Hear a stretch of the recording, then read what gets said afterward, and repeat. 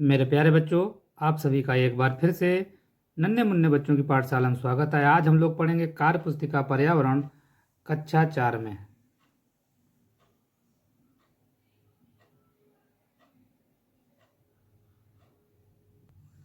देखेंगे मेरे प्यारे बच्चों, इससे पहले हम लोगों ने पढ़ा था पाठ 10 मेला। आज हम लोग पढ़ेंगे पाठ 11 जल है जीवन। पहला प्रश्न देखते हैं, पानी के स्रोत कौन कौन से हैं। तो मेरे प्यारे बच्चों, नदी, भूमिगत जल जैसे नलकूप, हैंडपंप, तालाब, झरना, कुआं, वर्षा आदि। प्रश्न नंबर दूसरा देखते हैं मेरे प्यारे बच्चों, निम्नलिखित को सतही जल और भूजल स्रोतों में वर्गीकृत करो। जैसे झील है, ग्लेशियर है, कुआं, नदी, झरने, नलकूप, जलाशय, समुद्र, बांध, नहर। भूमिगत की सतह पर मिलने वाले जल को सतही जल कहते हैं, जैसे झीलें, नदी, नहरें, झरने आदि। भूमिगत के अंदर रिसने वाले जल भूजल कहलाता है, जैसे कुआं, नलकूप, समुद्र, बांध और जलाशय होता है। तो मेरे प्यारे बच्चों, अगला प्रश्न देखते हैं, जल शोधन के लिए क्या किया जा सकता है। सही विकल्प पर सही का निशान लगाना है। तो मेरे प्यारे बच्चों, इसका सही है पानी को उबालकर छानना। अगला प्रश्न मेरे प्यारे बच्चों बहुत ही इम्पोर्टेंट है, जो परीक्षा की दृष्टि से बहुत ही महत्वपूर्ण रहता है। देखते हैं,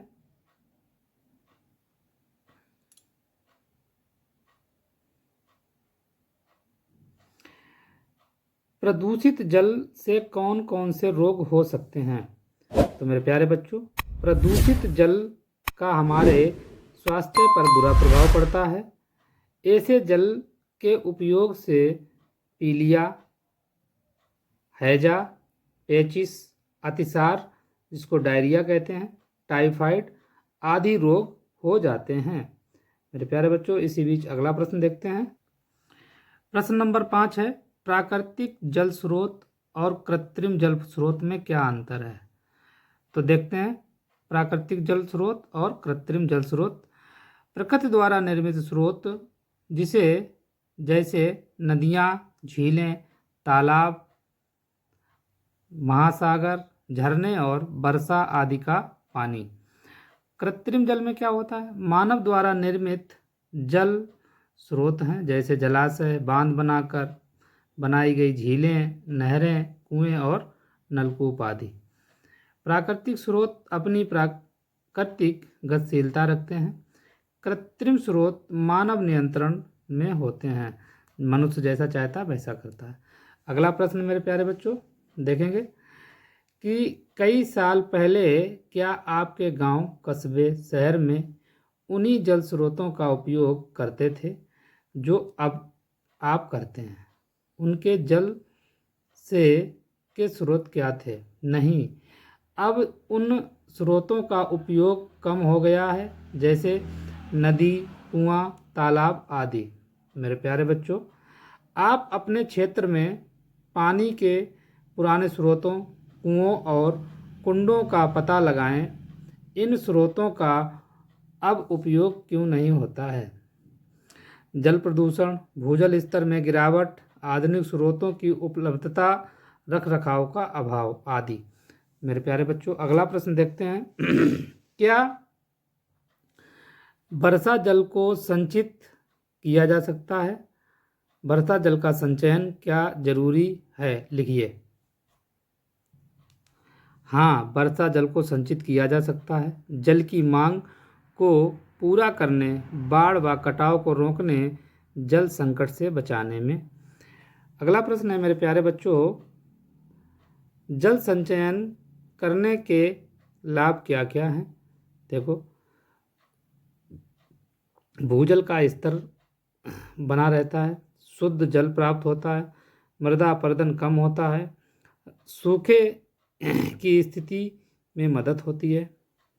तो मेरे प्यारे बच्चों, ये सारे सही हैं, तो उपर्युक्त सभी पर टिक लगाएंगे।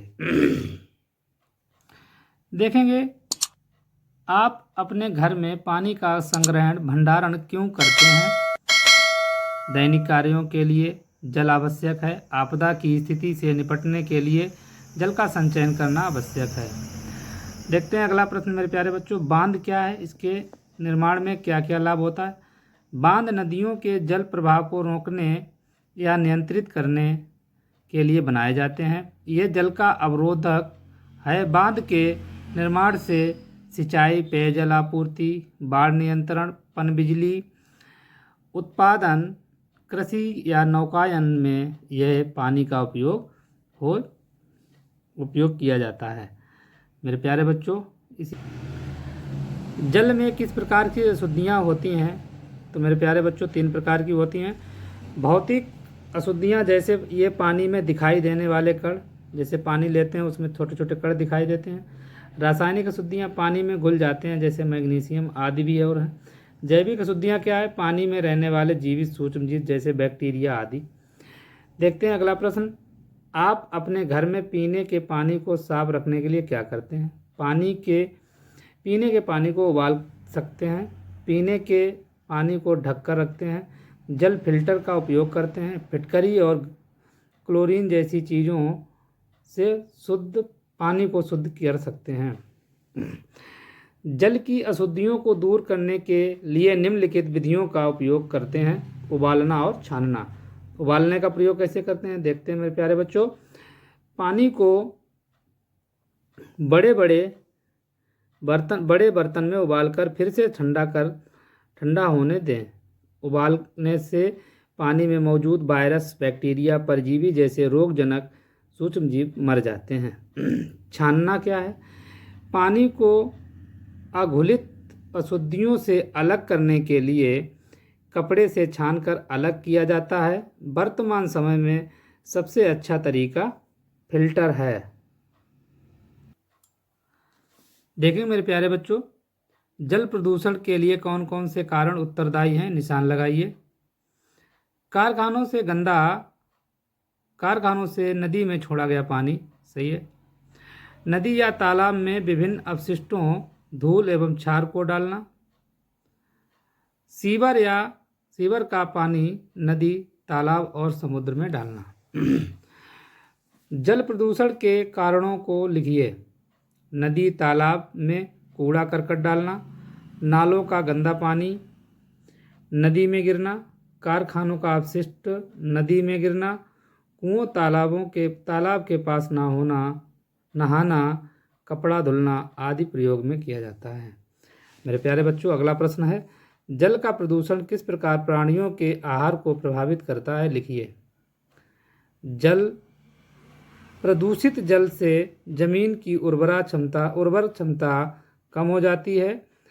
दूषित जल से आहार दूषित हो जाता है, जिससे मानव, जीव जंतु और वनस्पतियों पर बुरा प्रभाव पड़ता है। हम लोग अगला प्रश्न देखेंगे, निम्नलिखित में कौन सी प्रक्रिया भूजल को दूषित करती है? आ, बीज रोपण, खरपतवार की वृद्धि, सा, कारखानों के कचरों की आपूर्ति, दा नंबर, भूजल निकालने के लिए पंप का निर्माण। तो मेरे प्यारे बच्चों सा नंबर सही है, कारखानों के कचरे की आपूर्ति।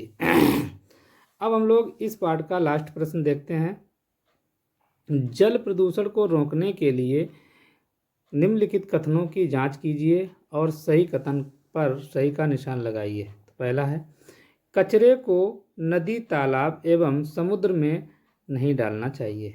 बिल्कुल सही का टिक मारेंगे। खा नंबर है, कपड़े और बर्तन नदी एवं तालाबों में धोना चाहिए। गलत है। गा नंबर, मवेशियों को नदी एवं तालाब में नहलाना नहीं चाहिए। सही है। तो मेरे प्यारे बच्चों, इस तरह से हम लोगों का पाठ जल है जीवन समाप्त हुआ। तो इस प्रकार से मेरे नन्हे मुन्ने बच्चों के पाठशाला से जुड़ें और समस्त कार्य पुस्तिकाओं को पूरा करें। अगर अभी तक आपने मेरे चैनल को सब्सक्राइब नहीं किया है तो सभी लोग मेरे चैनल को सब्सक्राइब करें और अपनी कॉपी में सुंदर राइटिंग में नोट करें। धन्यवाद।